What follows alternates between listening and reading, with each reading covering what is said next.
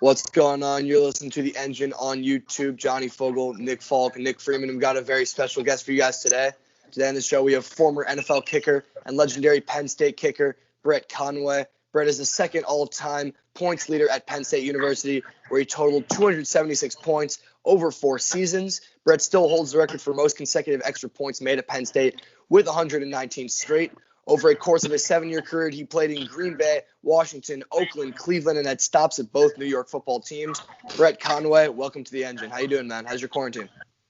It's doing great, guys. Thanks for having me. Those were definitely kind and generous words you had for me in the opening.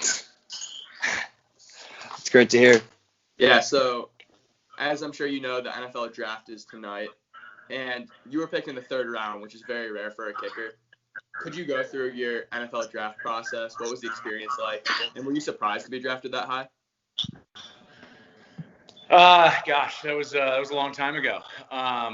It was great. It was a lot of fun. I grew up in Atlanta, Georgia, and I grew up playing soccer my entire life, and really didn't start kicking football until my junior year of high school. So after that, I went to Penn State and played on some really good teams there, and had a lot of good people around me, coaches, teammates, which helped me eventually get drafted. And the draft process was pretty cool. We of course went through the combine, and at the combine, the kickers are excluded from a number of things. The bench press, the 40-yard dash, and things like that. Real football players go through. So took the Wonderlic test, did a couple other measurements, height, weight, and then kicked, and had a decent combine. There were some pretty good kickers in that with me. And John Hall, Ryan Longwell, who's the all-time leading scorer for the Packers. Brad Maynard, who kicked here in Chicago for a long time.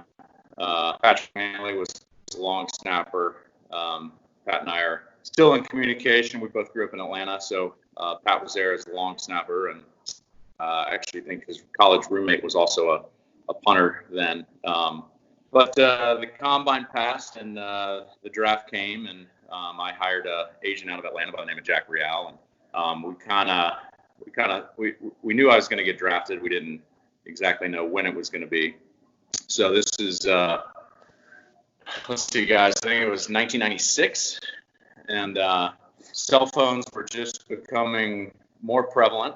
I had a Motorola flip phone with a big battery pack on the back of it when you pulled the antenna up. And it was from my dad's work phone. He sent it up to me via FedEx. And we back then the draft was the first 3 rounds on Saturday, and then the last 4 rounds, 4, 5, 6, 7 were on Sunday. And we were in a bar. You guys will get there eventually. In State College, Pennsylvania, with a couple friends, and it was a loud bar, and I had this giant cell phone, mobile phone. I think we called it a cellular phone back then. And everybody knew not to call that number, and we were sitting in this bar, and the phone rang, and it was this strange ring, and second time I probably heard it ring, and I grabbed it and I answered it, and it was Ron Wolf from the Green Bay Packers calling, and I immediately took the phone and I ran into kind of the hallway between the kitchen and the restaurant, and I remember Ron Wolf saying to me, he says, "Hey Brett, it's Ron Wolf from the Green Bay Packers. How are you?" I said, "I'm great." He says, "Listen, we're thinking about taking you with our 3rd round pick, the 90th pick overall in the draft. How do you feel about that?" And obviously I was overjoyed. And there was this little thing on my shoulder saying, "Oh my God, Green Bay, that's the worst place you could get drafted by as a kicker in the NFL." So it was a great feeling. It was a great day, and then there was a little bit of apprehension during it, but the night was a special night. It was super cool, and I was super fortunate to be selected where I was. Yeah, speaking of Green Bay and Penn State, you said kicking in the cold weather is obviously a disadvantage. How does that compare to kicking in warm weather? And do you have to train differently in cold weather kicking? You really don't. I mean, the idea with NFL teams selecting a kicker from a cold weather college, if you can kick well in cold weather, you can kick well in warm weather. And if you're always in warm weather, if you're a warm weather kicker in college, it takes a lot of getting used to. There are certainly kickers who've done it. I mean, look at Ryan Longwell that we talked about. Ryan played at Cal. I'm not sure he ever played any games below 50 degrees in his high school or in college. And then he goes to Green Bay, and he's obviously the all-time leading scorer in Green Bay. So he adapted, but without a doubt, there's definitely an advantage to kicking in a cold weather college versus a warm weather college in preparedness for the NFL. Yeah, speaking of preparation, how do you psychologically prepare for a big kick at the end of the game, or just any kick, pretty much? You try to make them all the same. If you talk to Adam Vinatieri, who's one of the greatest people on the planet, he's a super guy. Adam would approach us every kick the same, whether it's a game-winning field goal or a 20-yard chip shot in the first quarter. They all matter, right? So if you miss a 25-yarder in the first quarter, it could come back to haunt you at the end of the game. You're just not you just don't have the same pressure that you do at the end. It's experience, guys. I've had a number of game-winning field goals in the NFL and in college, and I'd love to tell you that it gets easier, but it really doesn't. You just try to stay mentally focused and hit the ball the same as you did in practice, 5,000 times prior to that. And then how do you stay mentally strong after getting iced at the end of a game? The icing thing probably came around like while I was playing. They didn't do it 30 years ago. It was kind of a new technique that everybody does now, right? And so, in practice, the coaches will try to prepare you for that. You'll go through your field goal practice, and somebody will throw something at you, or right before the snap goes, the coach will blow the whistle, and you're not expecting it at all, but they try to put you through many exercises like that to mentally prepare. Now, on a more positive note, what's that feeling when you make that game-winning kick? What's kind of going through your head? How exciting is it? Oh, it's great. Like I said, it's been a while since I remember it, but it's obviously one of the greatest feelings you'll ever have. Fortunately, I've never missed a game-winning field goal to lose the game. Wow. So I don't know what the other side feels like. There were a couple times where we were tied going into the game-winning field goal. I missed it. And, when I missed that kick, we went to overtime, and I was fortunate enough in overtime to kick the game-winning field goal. Good for you. That's really impressive. And then my final personal question. There's so many kickers around the world who have amazing legs. Some guys can kick at 50 yards downfield like it's nothing. What do you think stands apart for the guys who make the NFL and the ones who don't? You know what, guys? It's funny. I hate to keep harping on this, but being 20 years out of it, the kickers these days are so good. They're so much better than I was, and a lot of it has to do with there's more people doing it now, right? And I'm sure you guys know a lot of your high school kickers. There's probably a number of them. They all probably practice really hard. Well, when I grew up playing, there weren't that many soccer style kickers, and there's more people doing it. There's more camps. There's more attention on it. Technology has gotten better. Social media has gotten better, where these kickers can all find an arena to kind of compete and get better and challenge one another. And the cream kind of rises, as they say. And so I think because so many people do it now, there's just the kickers are that much better. Was being an NFL kicker your dream growing up, or was that more of a acquired?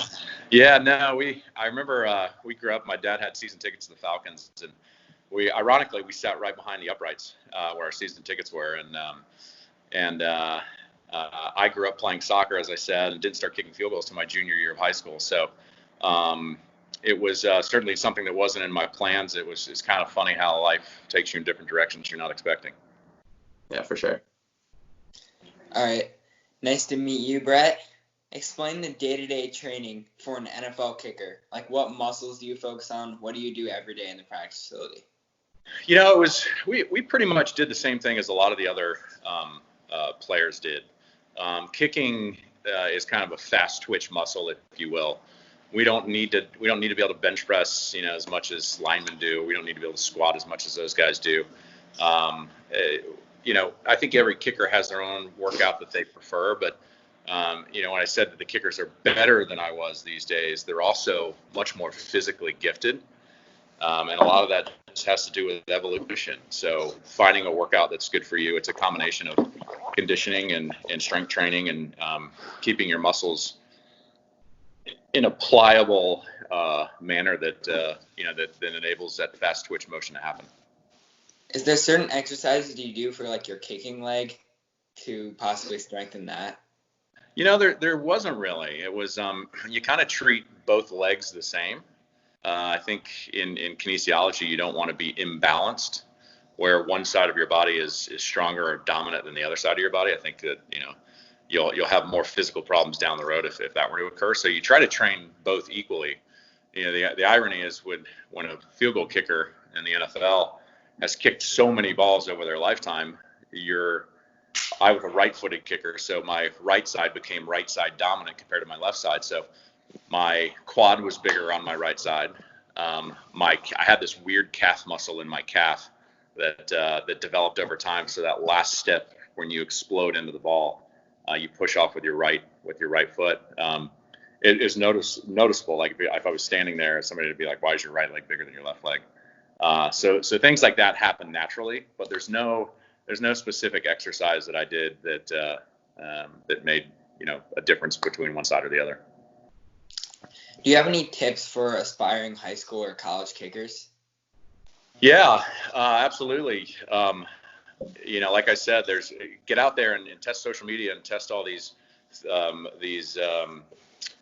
tools that I didn't have growing up. That these camps and online videos, and there's so much more information out there, and it's just practicing and honing your skill. The first day I kicked a football, I was good at it.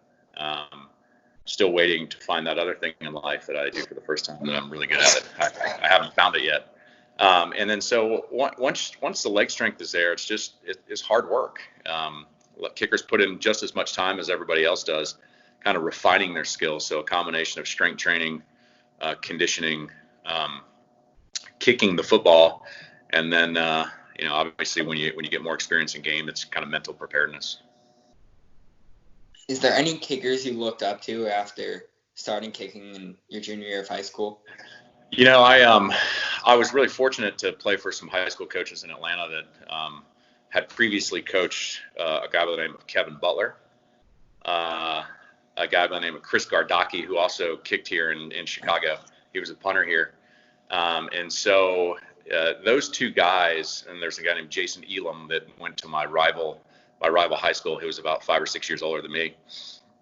And for whatever reason, there's a lot of kickers that have come out of Atlanta, Georgia.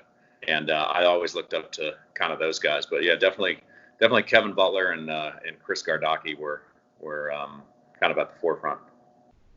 All right, so as you probably know, as we mentioned before, the NFL draft is tonight. Have you looked at any of the prospects? Is there any one of them you like? I haven't, guys. I really haven't. I like you guys said, I went to Penn State, so I kind of follow some of those guys. But it's kind of funny how it's not a main focus of mine anymore. But I will watch today because, frankly, I don't have anything else to do. What are you hoping the draft experience to look like now that's virtual? God, it's so weird, guys, right? Like, yeah. One of the things, and you look at it over the last 20 years, the NFL has always been an entertainment machine, and everything they do is set up to kind of entertain us fans. Without a doubt, the NFL will do something tonight to make it interesting. People have been cooped up in their houses for so long, so undoubtedly the NFL is set to deliver some sort of entertainment. I think it's going to be pretty cool, frankly. I think the NFL's always prepared, and they've had a number of months to prepare for a scenario like this, and I don't think they're going to disappoint. I think it'll be entertaining. So like you've mentioned, you're from Atlanta, Georgia, but instead of choosing the hometown Bulldogs for college, you chose the Nittany Lions of Penn State. What went into that decision, if you can remember? I know it was a long time ago. Yeah, no, it was a really cool part in my life, guys. So I started getting recruited when I was a junior. I kicked a couple long field goals, and I think I kicked a 58-yarder my junior year. And back then we didn't have social media or the kind of things that you guys have, and so when something like that happens, the word travels via newspaper, magazine. I remember I was on Paul Harvey, which was this AM talk show. Paul Harvey announced that I kicked a 58-yarder. And so once you kick a couple long field goals and you start getting recruited, my junior and senior year, I was recruited by pretty much every college in the country. And at the time, I'm not sure the rules anymore, but at the time, you could pick 5 official visits to take to each university. And my first visit was to University of Georgia. You kind of growing up there, you had to go there. And obviously, Kevin Butler went there, so wanted to go there. My second visit I set up was to Penn State. The third visit I set up was to Notre Dame. Notre Dame was always my first choice, by the way. The fourth visit was Florida State, and my fifth visit was Nebraska. And I went to Penn State. I went to Georgia. Had a great time. My second visit, I went to Penn State, and it snowed. I don't know, maybe 14 inches that weekend. And I remember we were the last plane to land in State College that weekend, and we also picked up a kid from Alabama who was an All-American in Alabama, and he had never flown, and he had never seen snow before. So we went to Penn State, had a great weekend, entertained this big giant country kid, farm kid from Alabama, and I had a great time. Being recruited then, before that, Joe Paterno came to my high school, and he came to my living room, and Joe Paterno sat on the ottoman in my living room and talked to my parents about how important education was and how he was going to graduate their son. And my dad asked Joe, he said, can I get you anything to drink? Could a Coke, Sprite, milk, orange juice? Do you want a beer? Joe Paterno says, yeah, I'll have a beer.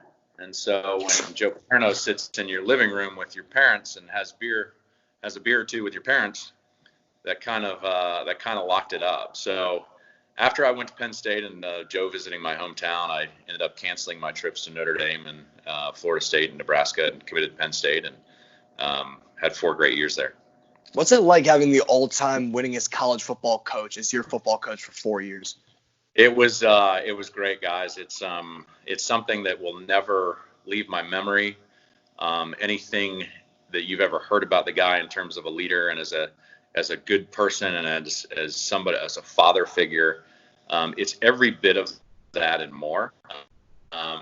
There isn't a day that goes by where something there's not something that he taught me and taught the other players that I don't think of every day.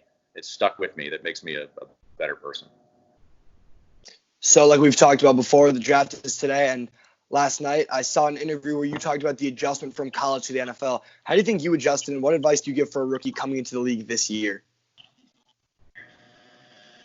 I think the first year, the mental preparedness is the biggest thing. That a lot of guys are going to come in and they're going to be a little more raw than some of the veteran kickers in terms of physicality. They're going to hone their skills over the next 2 to 3 years and really develop into strong veteran kickers going forward. But I think the first year mentally is the toughest one. For most kickers, there's a saying that we always had that your next kick is the most important kick. So if you come into a game and you miss a 48-yarder, the very next kick after that is your most important kick to kind of get you back mentally on track. So, they're going to miss kicks when it happens. Let it go, flush it out of your mind, and worry about the next kick coming up. But definitely mental preparedness. So kickers usually last a lot longer than other positions. For example, Adam Vinatieri is coming up on his 23rd year in the league. What makes kickers so durable? Well, we're kind of like you kind of equate us to major league pitchers, right? We have a very special skill. We're obviously the best athlete on the field by far. Adam Vinatieri is clearly the best athlete in the NFL, or he wouldn't last this long in the NFL. Adam's a buddy of mine. He's a great guy. He's gotten a little gray over the years, but it's amazing to see what Adam's done. So I'm 45. I believe that makes Adam 46, maybe. I can't imagine doing what he's doing at 45 years old, but it's a repetitive thing. We obviously don't take the bumps and bruises that the other guys take, and I've always said playing those positions over time, you get used to getting hit, but at some point your body just can't take it anymore, and by the time you're in your early 30s or even earlier than that, your body just doesn't last anymore. And so kickers don't go through the same vigors that some of the other players do, so we usually last a little longer. So in a 2003 New York Times article, one writer described you as an itinerant kicker. What did that mean to you, and what's it like waiting for your agent to call you with your next job? It was weird. My NFL career didn't go the way I'd planned. I certainly was an itinerant kicker given how often I traveled around. I was in Washington for 5 years, but I had a number of injuries that prevented me from playing as long as I thought I was going to play. So it was, it was challenging. I retired technically at age 29, and there was a time when I realized that the longer I wasn't starting my career, starting a job in the real world, it was going to be more difficult to do so. And I was kind of at that time, the money was still good, but it wasn't fun traveling around anymore if I wasn't going to be a long-term solution for a team. So, I think the hardest choice I had to make at 29 was to kind of just give it up one day. After I ended up retiring, there were still teams that called and wanted me to come work out. And, I just knew that I wasn't going to last. My leg wasn't going to hold up anymore. I kept tearing my quadricep, and you just eventually you got to refocus and reboot your career to move in a different direction. It's like what you were talking about earlier, but you went to tryouts. How many teams have you tried out for and not made the team? That's when you're kind of a journeyman kicker, like I was towards the end of my career, it's pretty normal for a kicker to go into on every Tuesday. Tuesday is the player's day off. On every Tuesday, a team bring a kicker in just to work them out, just to see what's going on. Their kicker might be banged up a little bit or might have missed some field goals. And while they're not looking to make a change right away, they want to see what's out there to test the market. So I would say that I probably interviewed, tried out, phone call, whatever, with half the teams. That's unbelievable. Do you know anybody who's kicked for one team one week and been in another roster the next? Oh, sure. I've done that. Well, what's it like being in and out of locker rooms like that? Is it weird for you with different people each week? It was pretty weird. The longer you hang on, the longer you're a kicker, the more likely you've already played on another team with some of the other players on the team that you're in. So I remember the last team I played for, the Cleveland Browns. It was pretty weird because I was there for the last three games of the year. We weren't very good. It snowed every day for 2.5 weeks that I was there, and I didn't know anybody in the locker room. And that was a weird thing, having had played in the NFL for 7 years and not had played previously with any other guys on the team. That was kind of a weird feeling, but it's just part of it. How do you make friends, or who do you talk to if you just join a team with 3 games left and you just don't know anybody? Well, it was great that year. I got to play with Chris Gardocki, who was the punter, who was also my holder. So, punters and kickers kind of go hand in hand, and usually the long snapper. We're not only the smartest and best looking guys on the team, but we usually have a lot in common, and we have the most time available. So we usually kind of pal around together. What's the craziest thing you've ever seen a punter or kicker do? It seems like punters and kickers just seem like they're more, I can't think of the word, just crazier than the other rest of the team because they're busy working out. You guys have all this free time. We definitely have free time. We definitely have a lot of thoughts in our head. We're definitely some of the best pranksters. Yeah, that's we like I said, we have a lot of time on our hands and definitely can throw the best pranks. So be respectful of your time. I've got one final question for you. You got drafted by the Packers, and I can't let you go without asking you, do you have a great Brett Favre story, and what can you share with us about Brett Favre on a football team? I have great Brett Favre stories, but I'm not sure I'm allowed to share them. That's unfortunate. Brett Conway, thank you so much for joining us today. We had a great time interviewing you. Come back anytime. Consider you a friend of the show. Thank you so much. Have a good rest of your day, man. Have a good rest of your quarantine. Hey, thanks, guys. Thanks for having me. Thank you. Appreciate it. Yeah, bye-bye.